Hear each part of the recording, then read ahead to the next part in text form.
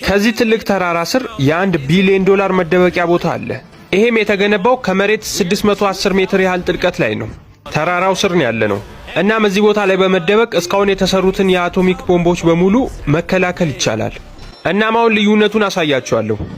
የ50 ሚሊዮን ዶላር መደበቂያ ቦታ፣ ይሄ ደግሞ የ30 ሚሊዮን ዶላር መደበቂያ ቦታ፣ እንዲሁም ሌሎች መደበቂያ ቦታዎችን።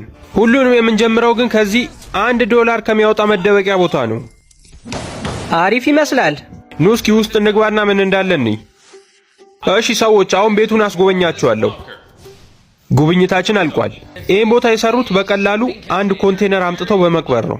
በዛ ላይ የተጣመመ ኮንቴነር። ለዚህ ነው እንግዲህ $1 የሸጡልኝ። ቦታው የሚመስለው ግን የሆነ ቦምብ የፈነዳበት ነው። ይሄ ቦታ ከቦምብ አደጋ ይጠብቃል ብለህ ታስባለህ? በፍጹም። እስኪ እንሞክሯ። ወርውሩት። ምን የምርህ ነው? መደበቂያ ቦታዎቹ የበለጠ እየጨመሩ ነው የሚሄዱት። እስኪ ወደ ቀጣዩ እንሂድ። ቀጣዩ ደግሞ የ1 ሚሊዮን ዶላር መደበቂያ ቦታ ነው። ቦታው የተሰራው በራሱ ሚሳኤል መተኮስ እንዲችል ተደርጎ ነው። ወደ ውስጥ ለመግባት ግን በጣም ብዙ ደረጃዎችን እንወርዳለን። ከዛም 3100 ኪሎ ግራም ያህል የሚመዝነውን በር ከፈትን። እረ በለው፣ ይሄ በር እንዴት ነው የሚከብደው! ፈጣሪው፣ ይሄን ቦታ ፊልም ላይ ያየሁት መሰለኝ። ይሄ ሁሉ ነገር የተገነባው ሰዎችን ከቦምብ ፍንዳታ ለመጠበቅ ነው። ከዛ ደግሞ ለጥቃቱ መልስ መስጠት ይቻላል፣ በሚሳኤል ማለት ነው። አሁን የቆምንበት ቦታ ዙሪያውን በሙሉ በጣም በጠንካራ ብረቶች የተሸፈነ ነው። ተመልከቱ፣ እነዚህ 8 ስፕሪንጎች፣ እነሱ ናቸው ቤቱን ቀጥ አድርገው ያዙት። ይሄ ቦታ ከ50 ዓመት በፊት ነው የተሰራው። እናም የሚሳኤል ኮማንዶች ቢሮ ነበር። አሁን ግን ይሄ ሰውዬ ምርጥ መኖሪያ ቤት አድርጎታል። እናም ሰውየው ቀድሞ ራሱን ለሶስተኛው የዓለም ጦርነት አዘጋጅቷል። ግን እንዴት ፈቀዱልኝ ይህንን ለመግዛት? ኧረ ሻወርም አለው።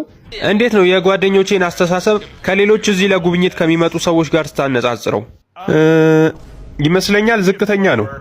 አዎ፣ አሁን 2 ፎቆቹን ወደ ታች እንወርዳለን። ይሄ የመጨረሻ ዝቅተኛው ቦታ ነው።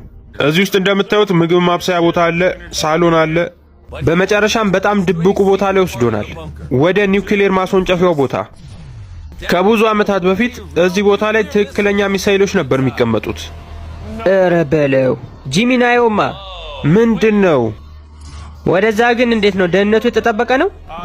አይ አይደለም። ተው እንጂ ካርል፣ ደህንነቱ የተጠበቀ አይደለም ነው እኮ ያለው። ኧረ ተው እንዴ! ምንም ነገር አይታይም።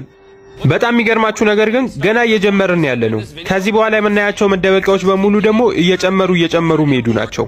ምናልባት ግን እናንተ የራሳችሁ መደበቂያ መስራት ከፈለጋችሁ ይሄንን አስመስላችሁ መስራት